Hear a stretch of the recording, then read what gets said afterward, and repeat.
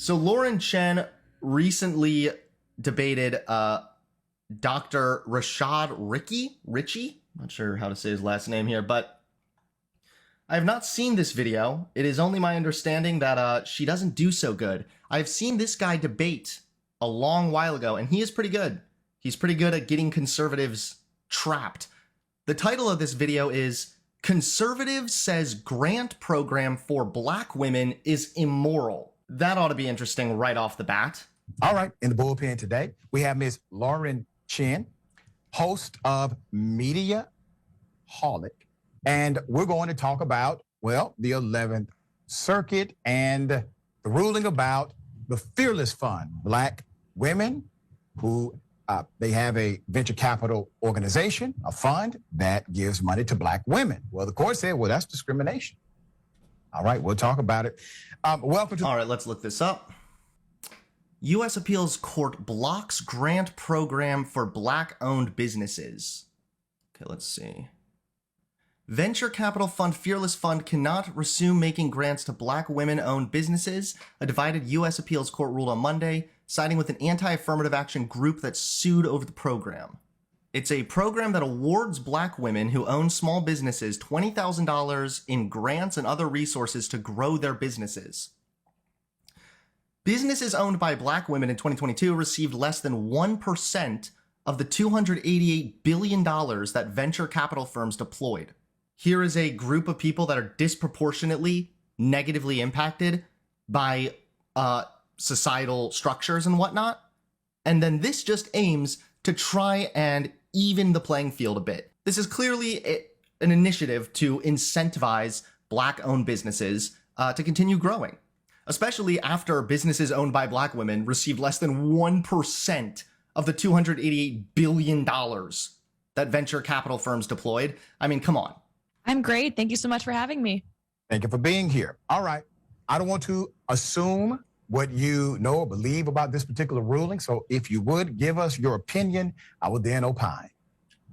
Sure. Well, if you ask me, there are two different issues here. First off, there's the question of whether the Fearless Fund should be able legally to give grants specifically to only Black women. And then there's the question of whether it is morally right. Well, what is the Fearless Fund? I need to know if this is, what is it? Fearless Fund considers investments in early stage high growth ventures that meet the following criteria. Women of color led, at least one woman of color co-founder with significant equity in the company. Led by high quality resilient management team with at least one full-time founder. The management team should have deep industry knowledge as well as an understanding of their product, new and existing competitors' product. Okay. Have a sustainable competitive advantage. Okay. Established corporations or LLC. Okay. Ability to scale rapidly and achieve strong returns for investors. Okay. So the only thing required here about race is to have at least one woman of color co-founder with significant equity in the company. They're not like the entire company must be a Black-only business. Only Black people can get this. This is ridiculous. To act like this is a grant program only giving things to Black people is not true. You could have a woman of color found a company, and then that company only hires white people, and they could still have a chance at getting this grant. This might be a little bit like tokenism. This might be a little bit cringy, and that's fine. But to act like this is going as far as being unconstitutional, I mean, if we're talking about investors, they can choose how they want to invest. So I don't necessarily see the issue here. And then there's the question of whether it is morally right for them to do so. This may surprise you, but when it comes to the issue of whether they legally should be able to award grants solely to Black woman-owned businesses, I actually believe they should legally be able to do that. If it's, from what I understand, a completely private fund, there's no government taxpayer money into this. I don't think there's anything wrong with an individual group or just private people saying they wish to put their money toward a certain cause. I think that's perfectly acceptable. Whether it's... Okay, so if they are a private company who are just offering grants to people, they're allowed to offer grants for people pretty much based on virtually any stipulation, right? Even Lauren Chen admits, yeah, I mean, people are allowed to give their money to who they want to give their money to, so it's morally right for them to do so. That I think you and I will likely disagree with. As someone who is, I'm half Chinese and I am a woman, I would much rather support a business that actually shares my values in terms of, maybe being a Christian or socially conservative, rather than be concerned about things like skin color or gender. Christian? What fucking business are you gonna fund? A Bible store? A conversion therapy? Or gender. So there's two different topics, if you ask me, and I would love to hear what you think of both of them. That's really ironic. So let's parse. Uh-oh. Okay, so you make the legal argument, which I assume is also the constitutional argument, that this is likely going to be overturned. And I can give you some case law and also cite another constitutional dynamic, the Civil Rights Act, which is likely going to be used to overturn this. But you don't have an issue, per se, with the legal part or the constitutional part. You think as long as they are independent, they operate as an autonomous group, and they have these provisions, you're saying, yes, they can do this, and it is codified in law and constitution. Am I correct on that summary? Well, I believe in freedom of association. So I don't think it's necessarily the government's place to say that as an individual or as a private group that we should be able to, not make distinctions as to who to give our money to. I don't think that's morally, I don't think that should be legally how we conduct ourselves in America. And this doesn't just extend to specifically the Fearless Fund. There are other cases where maybe we can look at the baker from Colorado. I don't believe the government should be saying you should give your services to this person versus not this person, or that you should not be able to. So I would actually say that I'm not sure if this is going to be overturned. Isn't there a little bit of a difference, though? Because one is the government saying whether or not this company needs to provide its deliverables, and the other thing is the government getting involved and saying you cannot provide these people this money that is your private money. I'm not sure if this is going to be overturned, but in my opinion, it should be legally allowed for them to do this. Okay. So you just said you believe in freedom of association. Freedom of association is not a legal doctrine. It is actually a moral standing and societal construct. Freedom of association is what allows for churches to legally discriminate against individuals who are, let's say, in a same-sex relationship, or perhaps in a relationship that is in disagreement with their doctrine and their church. So they can legally discriminate and say no to you when it comes to marriage and other sacraments of the church. So freedom of association is a moral construct. It's also really ironic that Lauren Chen is up here preaching about freedom of association, and also how she would rather support Christian causes with what's going on in Louisiana right now. Now, in every Louisiana school, they're going to start plastering the 10 Commandments everywhere. So much for the Christians respecting freedom of association, I guess. So if you believe that this is legally acceptable because of your ideological belief of freedom of association, how does your ideological belief not equate to the moral belief that this same freedom should express itself in appropriate ways morally as well? How do you say legally is freedom of association that you agree with, but then say, well, but that freedom of association becomes immoral outside of the legal context?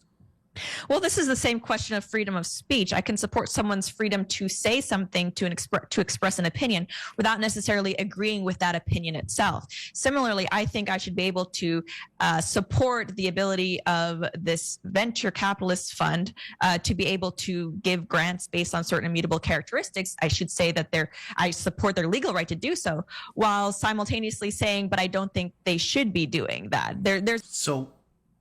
So she's basically trying to take the fence sitter approach. Legally, they're a private company and everything else. They can do what they want to do. But, personally, I don't really agree with it. In reality, if you are okay with it legally, why is it morally wrong if, again, we just read the stipulations, all that it required in regards to race was one co-founder being a woman of color? We're not talking about something insane here. So why is that immoral then, if we already know that black women are disproportionately disadvantaged when it comes to starting businesses? There's a difference between being able to do something and me supporting the fact that they were doing it. And I think freedom of speech is the best example of the similarities that I can think of. Okay. But Lauren is also, I mean, to be fair, she's not incorrect here. There is absolutely a difference between I might not agree with what you say, but I agree with your right to say things or to have freedom of speech. That's not really, she's not incorrect. It just falls kind of flat. It feels a little bit weak because he's asking for some more concrete evidence. How do you reconcile this contradiction with your moral application of this thing and your legal application of this thing? You mean support them legally? well, financially, their ability like to do that, or the morality? Well, you would not give them money. You're not a supporter. You would not be a supporter of this organization. That's right. Okay. That's right. But in the legal framework, you say, well, it may be legal what they're doing. So this court got it wrong, perhaps. I believe they got it wrong significantly. Well, I'm not actually sure if they did get it in terms of how the law is currently. You probably know better than me. I'm not sure if that is something that the court will overturn. Well, From tell what me, I what do you understand. Wait, why would she? What? So she doesn't agree with that decision because she agrees that private companies should be able to give grants to whoever they want. But she also doesn't know if the court made the wrong decision when the court said that these private companies can't give money to whoever they want. She just said that she agrees with their legal right to do so. Where do you think they possibly got it right, the 11th Circuit? The 11th Circuit, well, I mean, if we look at the ways that the Civil Rights Act has been enforced right now, I know we similarly have in Sheets, there's this gas station that is actually being taken to court by the feds because they have a system in place to weed out applicants who basically have criminal backgrounds. Now, the feds, from what I understand, are saying that even if there was no racist intent behind the application of this system, the fact that it is leading to disparities in the applicants that they're choosing, that in and of itself is enough to violate the Civil Rights Act. If that is the standard that we have right now, then it's hard for me to look at something like the Fearless Fund that objectively just straight out says we are only accepting applicants who are Black and female. That seems to be way more discriminatory than anything Sheets has done currently. Okay. So again, for her to say like it seems to be way more discriminatory, there's a big difference there between a group of people who just want to get a job and try to make their way through life versus a select elite group of people who are entrepreneurs and have established a business and are looking for a grant and might not be able to apply for the Fearless grant because they don't have a Black female founder or something. You're conflating some dynamics that do not coexist. And so let me provide some remedy to that. The court case that was filed against the Fearless Fund they did not make the argument of the more understood and contextualized Civil Rights Act. They utilized the argument of the Civil Rights Act of 1866. Are you familiar with the Civil Rights Act of 1866? Yes. Explain it to me. Well, from what I understand, it prohibits the discrimination based on racial characteristics in employment and obviously having something open. Let's actually look it up because I mean the Civil Rights Act of 1866 was the first United States federal law to define citizenship and affirm that all citizens are equally protected by the law. It was mainly intended in the wake of the American Civil War to protect the civil rights of persons of African descent born in or brought to the United States. The 1866 Act applies to both governments and private parties, and there are no statutory exceptions. Civil Rights Act of 1964 prohibits discrimination in housing based upon race, color, or national origin for any activity that receives federal financial assistance. Specifically to Black females. And from what I understand, it wasn't even the female aspect of it, but it was solely the racial aspect of it. Well, I haven't heard people complain about the woman aspect. That's actually not correct. So the judge in the summary judgment, in the summary after the judgment, said basically this is a contracting issue. You see, there's a 1-2 play, Ms. Chen, and I want you to see it. They utilized an antiquated 1866 law that was passed in order to protect Black people against discrimination, launched primarily by those who were in the KKK and those that sympathize with that organization, with that gang. So this terrorist group, the KKK, they would engage in these kinds of professional, meaning in the workplace, discrimination, active, and also in public arenas, meaning working for government. So 1866 was the Civil Rights Act that addressed both. It said this applies to private citizens and this applies to public as well. Now, when you get into your Civil Rights Act, for example, 1981 and beyond, these sets of laws primarily dealt with the public, okay? Primarily dealt with public accommodations of the historically disenfranchised. But the reason why the judge said that the Fearless Fund could not operate under these terms is because it violates the contracting law codified inside of the 1866 Civil Rights Act. Now, contracting in law, that means that we have a negotiated principle, there's an exchange of value, there's an invitation to contract. All of these things have to take place in order for it to be what's called in the four corners of the contract. So this judge said, well, it violates contracting since others are not allowed to contract with you. So that meant the judge made a stretch and said he's going to look at charitable contributions as a contract, which, by the way, is the first ruling of its kind. It's unprecedented. That is, okay. So that's a very crucial detail right there. And I appreciate this guy for bringing it up. We're talking about charity donations, and the judge is using laws regarding contracts to say that the Fearless Fund cannot give charity. That is a massive stretch, and that's why he just brought up that it is, yes, unprecedented. Because the court has routinely distinguished that nonprofit organizations have the right of equitable remedy to address social dynamics inside of the local communities. And just because you have created a program that has a narrow focus in order to bring a certain population out of, well, let's just say economic disadvantage, because less than 1% of Black women have had access to venture capital funding. They're addressing a real problem, right? So the judge decides to make the ruling based on contracting. It's not gender, it's not race, it's even sillier than that. He's saying that, well, everybody should be able to contract with this nonprofit. Now, you got to say, Ms. Chen, that sounds silly as hell, does it not? Well, yes, I've already expressed that I don't support any type of government entity or ruling coming in and saying whether that's through contracting, whether that's even with hiring, what a private organization can or cannot do. So if I support this ruling, I will state clearly that I absolutely do not. Well, so you morally are okay with the Fearless Fund doing what they're doing in order to lift a particular demographic that has been historically marginalized aside of the ranks of business and entrepreneurship. That is a different question. Once again, I will affirm that I support the legal ability of the Fearless Fund as a private organization to conduct themselves however they best see fit. If you're asking me whether I support the moral mission of what they are doing, specifically saying we are only going to be giving grants to businesses that are owned by Black women, that's something different entirely, and that I do not support. I do not support treating people differently based on skin color. And I understand your perspective that it's to right a historical wrong, but I don't see how continuing discrimination achieves that goal. If there is actual current discrimination, I say we start by eliminating. Bruh, it's not really discrimination to just have stipulations, certain qualifications you need to meet in order to apply for a grant. Would it be discrimination if, like, you wanted to apply for, like, a basketball grant and you needed to be a certain height? Would that be discrimination, or would that just be what's necessary to qualify? You know, it's really interesting. You agree that in the case that dealt with Masterpiece Cakeshop versus Colorado, who did you side with in that case? The cake baker. The private entity. Oh, man, he's going to get her on this for sure now.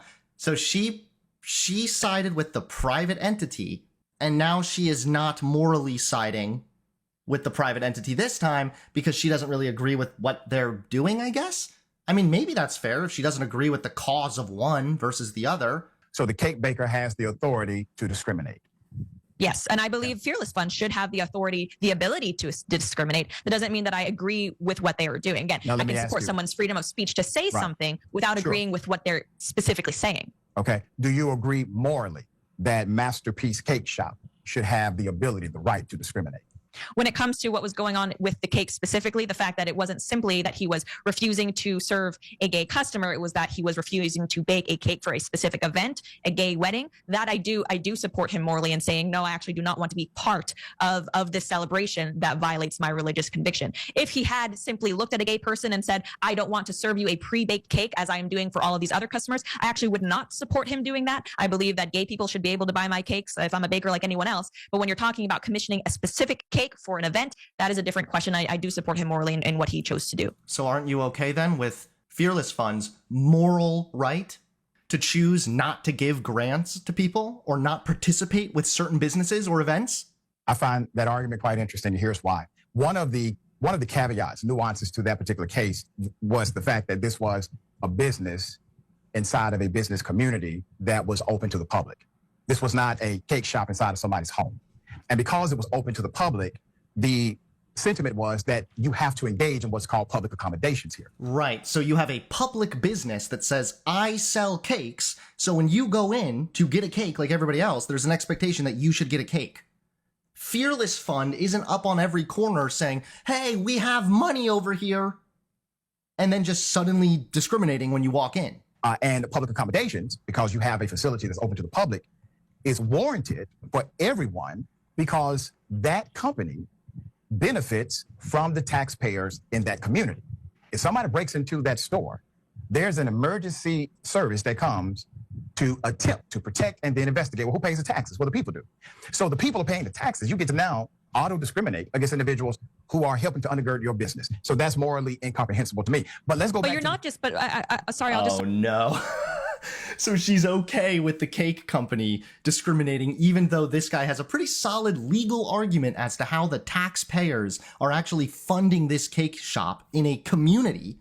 Meanwhile, again, the Fearless Fund is a specific niche grant you have to apply for to try and get. Totally different things. Stop you there. But once again, the question for the baker specifically wasn't whether he was discriminating against a customer. We have a bunch of cupcakes that are already baked. I am simply refusing to sell them to you specifically because you're a gay man and I don't want your business. That is not what happened. There was this couple that specifically wanted to commission a cake for a gay wedding. Do you believe? So maybe there's a company that specifically wants to commission a grant for their business, but their business doesn't meet the stipulations that this grant company prefers.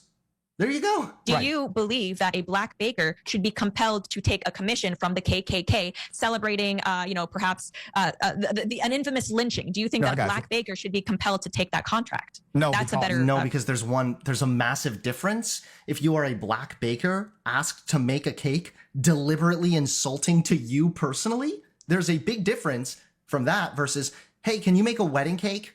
It's just going to happen to be for a gay wedding. Oh, no, I'm Christian and that offends me. There's a difference there. A massive difference. If somebody came in and said, can you make me a cake and write on it, I hate Christians, I want to murder them all, please? Can you put that on there? There's a bit of a difference, right? Versus somebody saying, hi, I'd like to get a cake for my church group. And then you say, I'm an atheist, I don't like Christians, so get out. There's a big difference. No, that's a better comparison. Well, I have a better comparison than your better comparison. You see, the KKK are not part of a constitutionally protected class. Black people are. So are members of the LGBTQ community by statute, by constitution, and by case law. They are part of a protected class. KKK members, madam, are not. They are a hate group and a terrorist organization. Oh, yeah. That's actually, I feel kind of dumb that I didn't catch that one right off the bat, too, obviously. Right, but you can be gay but not have a gay wedding, right? There's a difference there. Once more, like it's not necessarily the fact that these people were gay. It's not that the baker was turning down a commission to make a birthday cake for a gay individual. This was specifically for a gay wedding. A gay wedding. Okay. But what is the difference? Is it not the exact same cake? It's just like two little men on top instead of like the man and the woman? Did they want it to be a rainbow cake? Just tell them it was for Noah's Ark, okay? And then the Christian would be fine with it. Morally, less than 1% of black women have been allowed to access venture capital. So black women create an organization for black women to raise the consciousness and cash so we can have black women with access to venture capital. You're saying that's immoral. Yeah, how is that immoral? Please tell me. Right. Right. Well, I'm saying that if I'm an investor, the main criteria that I would be looking for would not be whether someone was a woman or black. And I think you say that less than 1% of black women have been allowed to apply for venture capital funds. That's not correct. Anyone can apply for anything. I believe you mean less than 1% have been Don't do granted. It over here, madam. less than 1% of black women have had access to capital venture funding. True. Right. That's a better way to phrase it. It's not And also, Lauren, you probably should have read about this beforehand, but we already did. We know that actually the only requirement is that at least one woman of color co-founder with a significant equity in the company applies. That's the only stipulation in regards to race when it comes to this. The rest of it is all about whether or not the business is strong, whether or not it's going to be good or bad for the investors. This is a private company made by black women to fund black women who are trying to start businesses. How can Lauren Chen say that this is somehow immoral? Where? It's not that people are not allowed to apply. Anyone's allowed to apply. Whether Madam, they are granted it is a different Are thing. you listening, madam? They don't have access to. They're smart. They're the most educated demographic, rising up faster than anyone else in America. They are the most educated with entrepreneurship, rising up faster than any other demographic in America. You're telling me they don't know what to do with money? So who corrects the system? Who corrects it? Government isn't correcting it. You don't even like government correcting it. So who corrects So the when system? you say that black women are the most educated class in Madam, America, I'm going to ask you, to be clear, madam, they are the no. Maybe, Lauren, you just let that one slide, you know? Do you really want to be like, hold up, you said something factually incorrect. You said that black women are smart. Madam, they are the fastest growing education subgroup in the United States of America. You can argue and debate that on Pew Research all day, madam. You can look that up after the show. The primary, right? But they're not the most educated group in America. Madam, That's they are the simply fastest untrue. growing educated group having She master's just degrees. couldn't get off that one. She just can't let it go. Go down here to the trusty transcript. Are you listening, madam? They don't have access to. They're smart. They're the most educated demographic, rising up faster than anyone else in America. They're the most educated with entrepreneurship rising up faster than any other demographic in America. So I guess maybe he could have been a little bit clearer on that and made it clear that they are the fastest growing educated group. Since the way he said it could have sounded a little bit like he said they are already the most educated group or something. But seriously, man, seriously, of everything this guy just said, don't get hung up on that thing, Lauren. Are you just trying to make the entire audience fucking hate you? Having master degrees or beyond in the United States of America. Why does that make you Right, upset? fastest That's a growing is fact. not the same thing as saying that they're overall the most educated But group I didn't in say America. the most educated, madam. They are the most educated by way of fastest growing in the United States. But that Yes, pissed but you those off. are two very different why did that things, make right? you My upset? You don't my want to toddler's applaud that? vocabulary is growing faster than mine is, but she doesn't have a Wait. bigger overall vocabulary than I do. Wait. Those are That's amazing. those are different things. That's amazing to me. So I name a positive about black women who have been historically marginalized against, kind of like Chinese people too. God, this is painful. In this country. Remember the Chinese Exclusion Act, the federal law Yes, I that do. excluded Chinese people from even traveling to the United States of America? I'm sure you Yes, probably- and now Chinese Americans are one of the highest earning and actually most educated groups. This is amazing. I want all the best for black women, but I think You can hear in her tone she's getting pissed off and she's not like able to explain herself. I just want all the best for everybody, okay? It just really bothered me when you said that black women are smart. I'm going to say it again. Black women are the fastest growing demographic in the United States of America for advanced degrees and beyond. Black women are the fastest growing demographic for entrepreneurship in the United States. Okay, there you go. It's pretty simple. The fastest growing demographic when it comes to master's degree and degrees. She's just so stuck on the most reactionary thing. And I love that this guy just called her on it. He's like, how come I just said something positive about black women and you got really upset about that? Those are positives because they have been intentionally discriminated against and having access to these programs. So black women got together and did something about it. But to you, when you utilize education as a proxy to believe that you're smarter than most, I have multiple advanced degrees. I've been a professor since 2016. That don't make you a damn thing. That makes you. Oh, I would be the last person to conflate having degrees with intelligence. That's absolutely not what I mean. I'm just meaning to draw a distinction between fastest growing in education. Really? So if you don't make any comparisons there or draw any comparisons to intellect and degrees, Why were you getting so hung up on him saying that black women are earning degrees faster? And then you went into, well, no, black women aren't the smartest, though. I'm just meaning to draw a distinction between fastest growing in education versus being the most educated. And the reason why that distinction matters is Ma'am, I because if just you told you it's most, you keep on going back to that. I'm telling you, most fastest growing in that class of most educated for graduate degrees and beyond fastest growing demographic. It's simple. That's not complex to understand. No, it's definitely not, but that's not what you said initially. And the reason why I make that distinction is because if you say blanket that black women are the most educated group, which again is not the case, but yet only 1% of them have been given access to venture capital funds. How do you define it? I suppose having some sort of certificate of completion from an institution. Formal education, correct? Yes, formal education for the purposes of this. So a degree? Got you. And how much formal education do you have? I am a Joe Blow poli-sci BA. Okay. You don't have an advanced degree? No. All right. I appreciate you being on the show. Thank you, madam. Thank you. Oh, God. That was so... That was so painful. Man, she just couldn't let that educated thing go. And she made herself look so bad, even optically. Well, I guess we know that June 17th, 2024 was a really bad day for Lauren Chen. Hope she recovers. Just kidding, I hope she doesn't.